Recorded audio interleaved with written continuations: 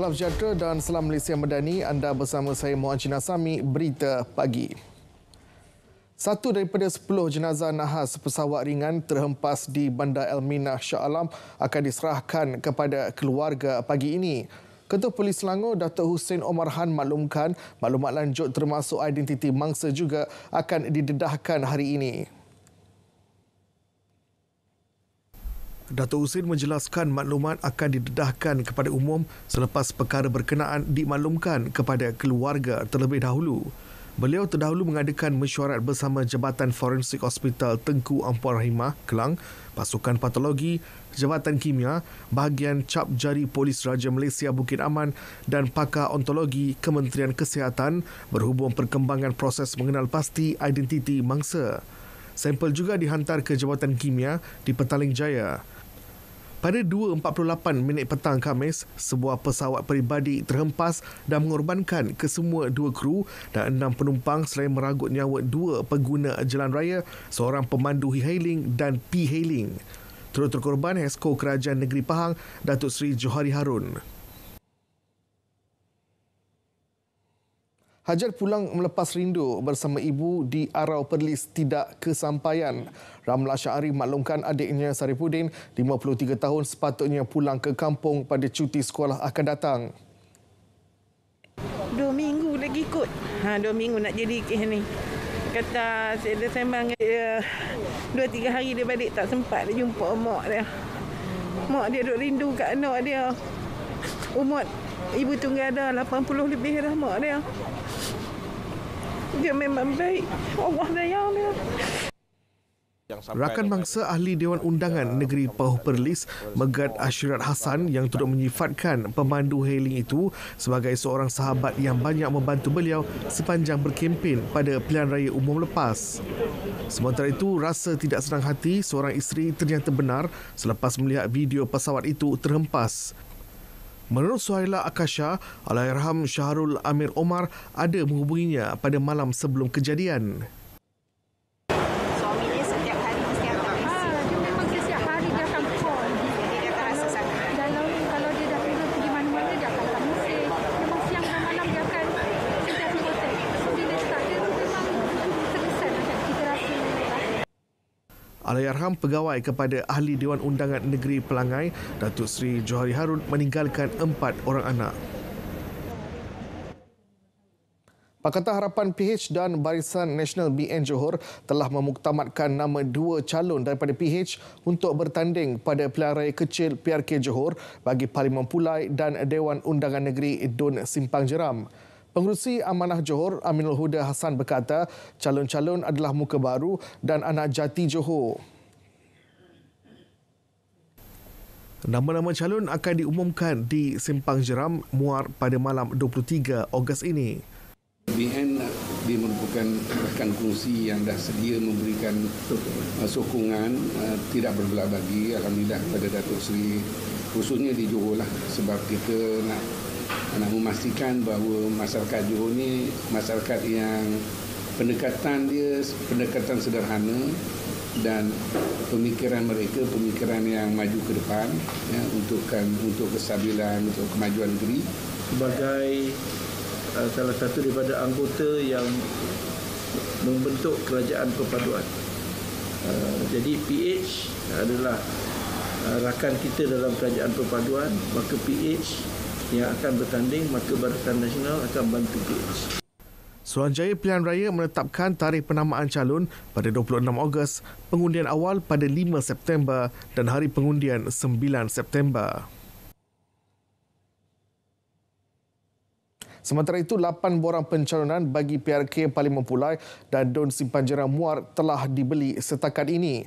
2 set borang pencalonan itu adalah bagi Parlimen Pulai, manakala 6 lagi melibatkan Dun Simpang Jeram. Pengarah SPR Johor, Nur Nekman Jaimun memaklumkan proses persiapan menjelang PRK di 2 tempat itu berjalan lancar, termasuk taklimat kepada petugas pilihan raya dan media. Bagi tujuan pegawai pengurus untuk P161, pegawai pengurus yang dilantik adalah Tuan Haji Miswan bin Yunus, iaitu Sifsa Majlis Bandaraya Johor Bahru. Manakala untuk N13, pegawai pengurus adalah Encik Jamil Hasni bin Abdullah yang Ketua Majlis Bandaran Muar.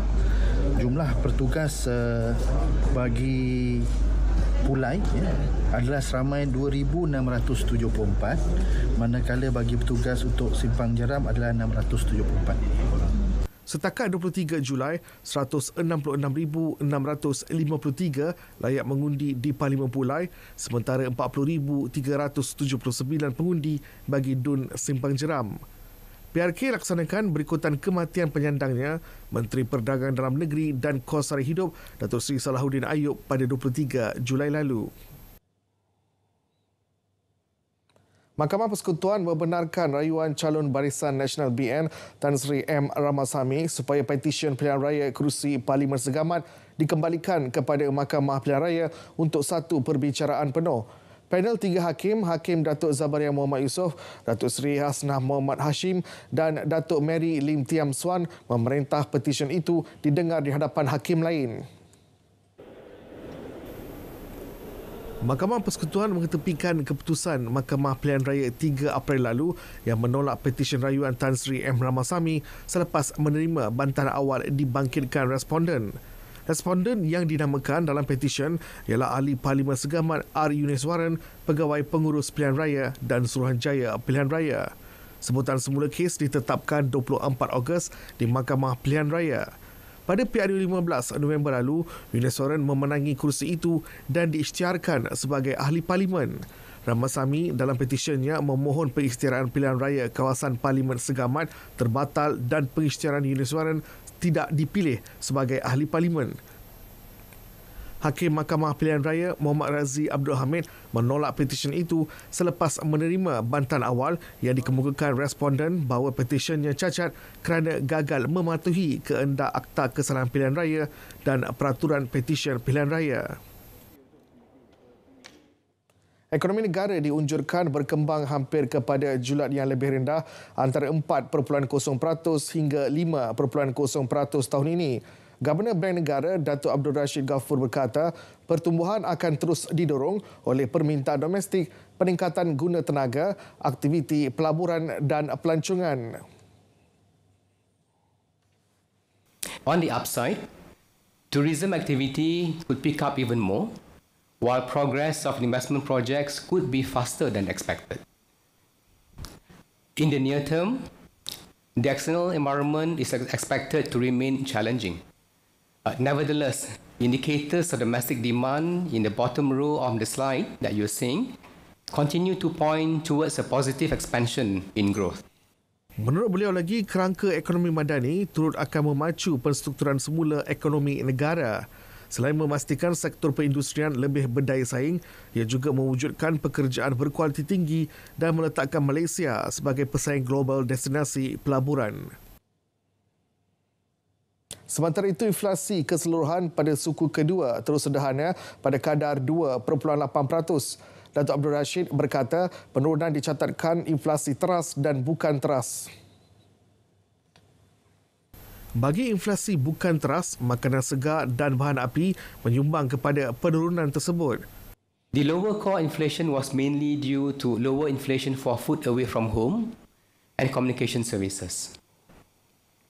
Looking deeper into the dynamics of inflation, price changes can be driven by either sector-specific, we call it idiosyncratic factors, or economy-wide factors, we call it the common factors. Sementara itu, ringgit susut 5.8% pada suku kedua tahun ini, namun meningkat sebanyak 1.1% untuk suku ketiga, iaitu setakat 15 Ogos 2023. Ia berikutan jangkaan semakin meningkat mengenai pengetatan dasar monetari Amerika Syarikat hampir berakhir. Kementerian Perdagangan Dalam Negeri dan Kos Sara Hidup KPDN berharap program Jualan Rahmah dapat diteruskan dan diperluaskan pada tahun hadapan melalui penambahan peruntukan daripada Kementerian Kewangan dalam bajet 2024. Pemangku Menteri Datuk Armizan Muhammad Ali berkata pihaknya akan mengesyorkan cadangan peruntukan tambahan itu pada minggu hadapan ketika sesi libat urus untuk inisiatif belanjawan 2024. Supaya bukan sahaja program jualan rahmah yang diikhtiarkan oleh legasi perjuangan Datuk Seri Salahuddin ini dapat diteruskan, namun kita juga memohon supaya peruntukan ditambah daripada 100 juta, 150 ke 200 juta kalau boleh dipertimbangkan, supaya tahun depan kita dapat melaksanakan lebih banyak dalam 3 model. Beliau ditemui pada sesi tinjauan mesra jualan rahmah Dun Simpang Jeram, Sungai Abung, Muar. Baru-baru ini Perdana Menteri Datuk Seri Anwar Ibrahim telah meluluskan peruntukan tambahan RM50 juta sebagai tambahan kepada inisiatif jualan rahmah sedia ada. Agenda reformasi dalam institusi negara wajar diperkukuhkan dalam memastikan tabir urus negara dapat diutamakan. Tujuannya bagi mencapai kepentingan pelbagai mekanisme terutama melibatkan penggubalan perundangan serta penyelarasan pentadbiran demi pembangunan negara. Demikian pandangan yang disuarakan oleh Menteri di Jabatan Perdana Menteri, Undang-Undang dan Reformasi Institusi, Datuk Seri Azalina Osman. Tambahnya, pembentukan kerajaan perpaduan kini juga telah meletakkan agenda reformasi institusi negara sebagai keutamaan. Malah usaha itu kekal berterusan seperti yang dijanjikan kerajaan perpaduan kini. Institusi negara juga harus dilihat sebagai contoh dalam menjalankan fungsi seimbang supaya ia dilihat adil bagi semua pihak.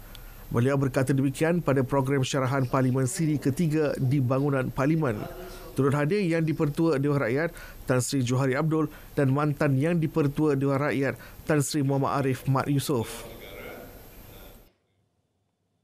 22 NGO Melayu Islam menyelar penyebaran dakwaan bahawa Kerajaan Selangor mahu menutup sekolah agama.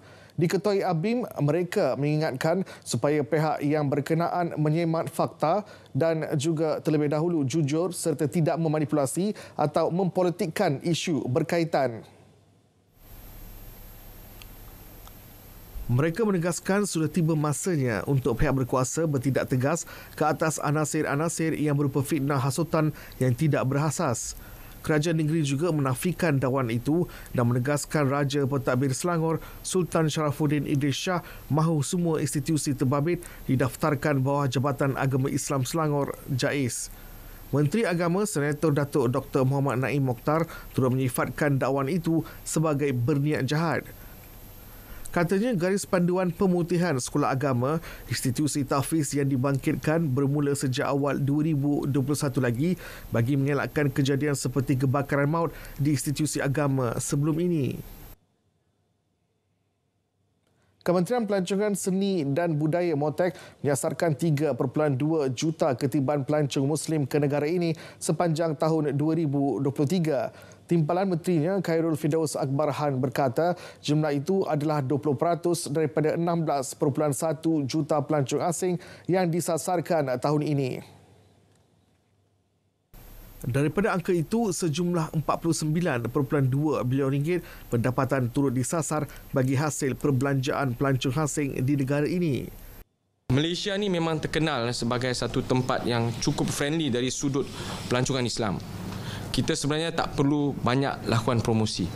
Tapi apa kekurangan kita? Kekurangan kita ialah dari segi produk offering tu, kita masih belum sampai ke tahap maksimal. Keduanya lagi cara ataupun SOP di dalam kita melaksanakan MFTH ni perlu diperbaiki lagi dan perlu diperkembangkan bukan saja di Malaysia.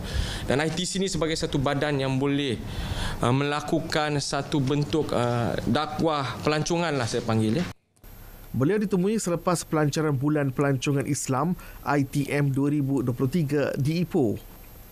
ITM 2023 bakal berlangsung pada 21 Ogos hingga 17 September dengan menampilkan pelbagai tawaran pelancongan mesra Muslim menarik oleh pemain industri pelancongan negara.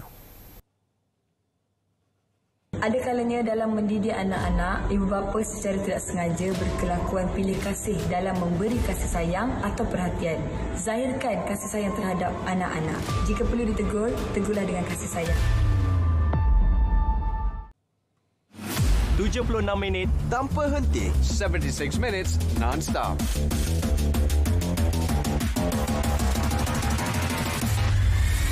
Transparent and concise. Paparan komprehensif, ringkas dan padat. Saksikan Kanta 744, 7.44 malam. Berita perdana 8 malam. Malaysia Tonight, 8:30 PM.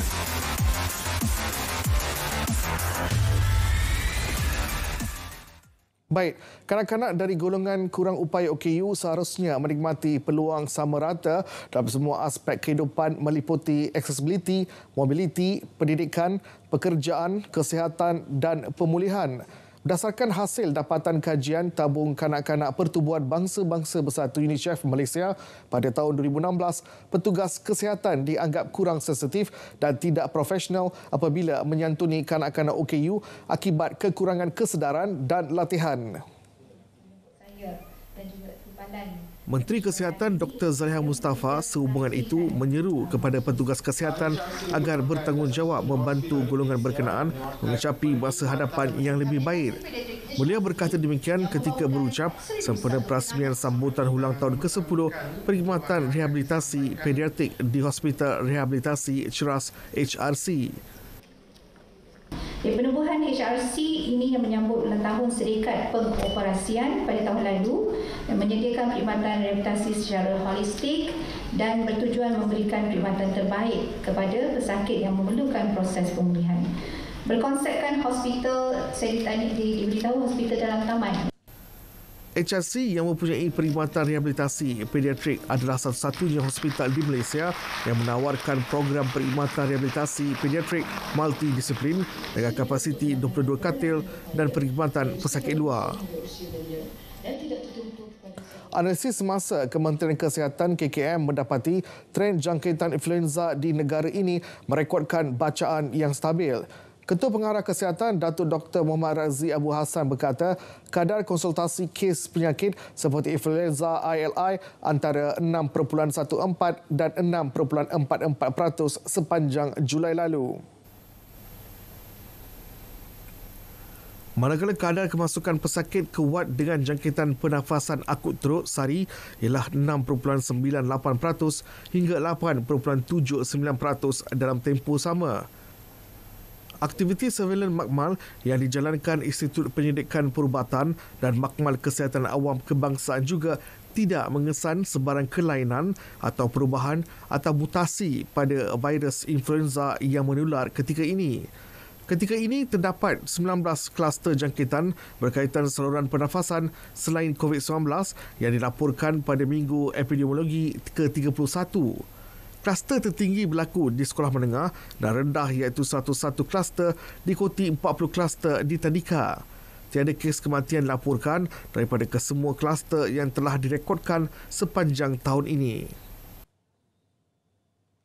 Jabatan Kemajuan Islam Malaysia JAKIM akan mempelbagaikan program bersama masyarakat bagi memperkukuh perpaduan tanpa mengira bangsa.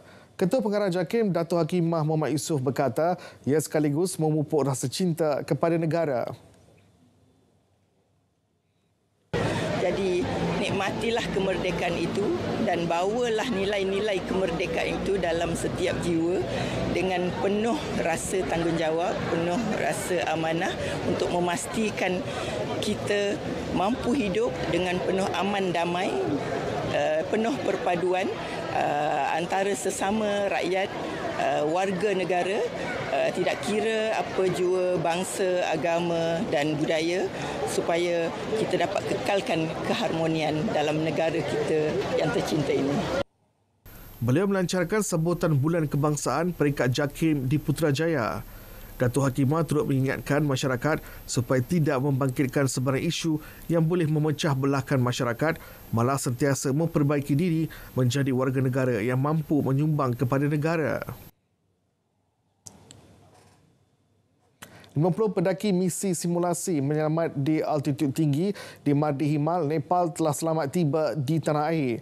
Pasukan tersebut memulakan perjalanan pada 7 Ogos lalu selepas mendapat perkenan yang di-Pertuan Agong Al-Sultan Abdullah Riayatuddin Al-Musaffah Billah Shah. Dan dan semuanya selamat kembali dalam keadaan sihat. Itu yang paling penting dan kami semua amat berbangga dengan pencapaian ini dan ini merupakan satu ekspedisi yang begitu bermakna kerana melibatkan pelbagai agensi. Ekspedisi yang dianjurkan bersempena ulang tahun Hari Keputeraan ke bawah duli Yang Maha Mulia Sultan Pahang itu merupakan titik permulaan dalam mengkaji keperluan dan merangka pelan tindakan untuk pengemaskinian di samping mendalami garis panduan operasi menyelamat di altitud tinggi. Johor menjadi destinasi kedua bagi uji bakat bintang RTM. Menggalakkan sistem penjurian profesional, sesi uji bakat berlangsung sehingga Ahad ini di Pesada Johor International Convention Centre. Maksudnya pertandingan bintang RTM ni sangat unggul, masih lagi mengekalkan identiti bintang RTM yang dulu, iaitu mereka mencari bakat-bakat seni atau bintang-bintang yang akan yang unik, yang memang punya suara yang sangat kuat, yang bagus, yang punya banyak karakter dalam suara, yang punya satu keunikan suara, bukan sekadar keterampilan sahaja. Kita masih terus mencari lagi. Sebab apa? Setakat yang ada ni kita masih belum beri judgement untuk mereka dan kita kalau ikut sejarah negeri Johor ni memang ramai yang baik, ramai yang bagus. Saya pun sendiri asal daripada Johor. Jadi saya harap turunlah ramai-ramai selama 3 hari ini kita berkampung, berkumpul di Pesada Convention. Selain ujian bakat secara fizikal, peserta juga boleh menghantar video dalam talian untuk dinilai oleh juri.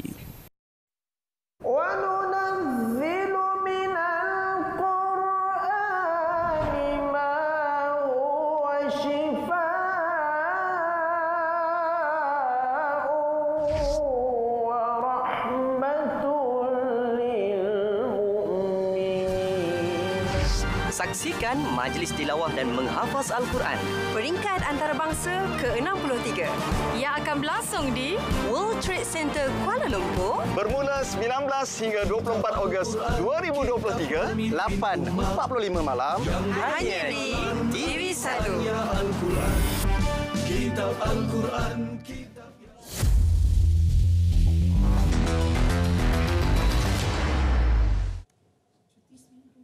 Kita mulakan dengan perkembangan bola sepak Piala AFF bawah 23 tahun B23.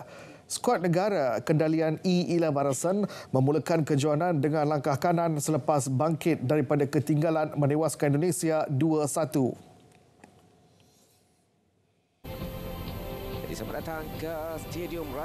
Perlawanan berlangsung di Stadium Rayong Provincial. Thailand menyaksikan skuad Garuda bermula garang dengan melancarkan asakan ke gawang Malaysia. Usaha itu membuahkan hasil selepas Ramadan Sananta meledak gol pada minit ke-29 untuk meletak Indonesia mendahului 1-0 pada babak pertama.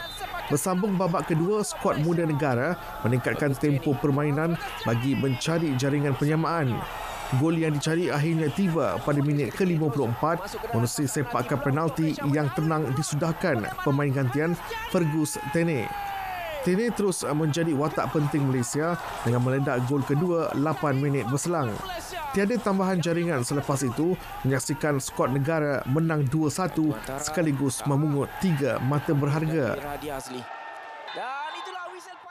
Ini pula perkembangan saingan Piala Malaysia 2023. Klub Kuala Lumpur City KL City FC mengesahkan slot ke suku akhir selepas menumpaskan Penang FC 1-0 pada pertemuan kedua di Stadium Bola Sepak Kuala Lumpur Ceras. Gol tunggal TJT Kipre sudah cukup buat The City Boys untuk mara ke suku akhir menerusi agregat 5-0. Walau bagaimanapun, KL City terpaksa bekerja keras mempertahankan gawang daripada devolusi selepas terpaksa beraksi dengan 10 pemain selepas Giancarlo Golifoco dilayangkan kad merah kerana mengasari Sonny Saad pada minit ke-15. Penjaga gawang KL City, Azri Ghani, cemerlang sepanjang perlawanan menafikan beberapa percubaan berbahaya daripada Penang FC. Gol kemenangan muncul pada minit ke-70 hasil tindakan bijak Kipri menyambar bola pemain pertahanan Penang dan berjaya meletakkan KL City di hadapan. Keputusan itu kekal sehingga whistle penamat. And I'm very happy for the boys because I told them this is the only way how we can handle this and now to believe in our strength, to believe in our quality. And that's why they managed to not just to play the clean sheet, even to win. Menanti KL City di Sugahir, pemenang antara Sri Pahang FC dan Harini FT. Sementara itu, beberapa pasukan lain turut sudah mengesahkan tempat ke Sugahir Piala Malaysia. Berikut merupakan keputusan semua perlawanan yang berlangsung malam tadi.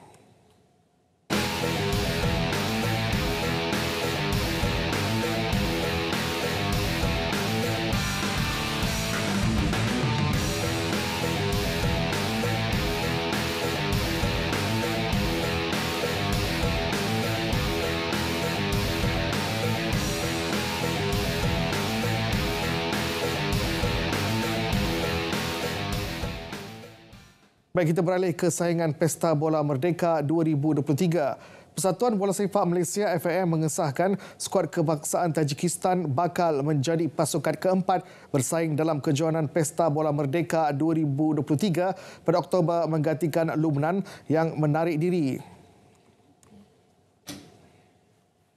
Pada Majlis Undian Pesta Bola Merdeka 2023 8 Ogos lalu, menyaksikan tuan rumah Malaysia diundi bertemu India, manakala Palestin berdepan Lubnan untuk perlawanan pertama pada 13 Oktober 2023. Bagaimanapun, FAM telah menerima surat rasmi daripada Persatuan Bola Sepak Lubnan LFA menyatakan mereka terpaksa menarik diri. Keputusan itu dibuat dengan alasan Lubnan dan Palestin diundi dalam kumpulan yang sama bagi kelayakan Piala Dunia 2026, Piala Asia 2027 bermula November. Biarpun dengan perubahan ini, susunan jadual perlawanan berdasarkan tidak terjejas.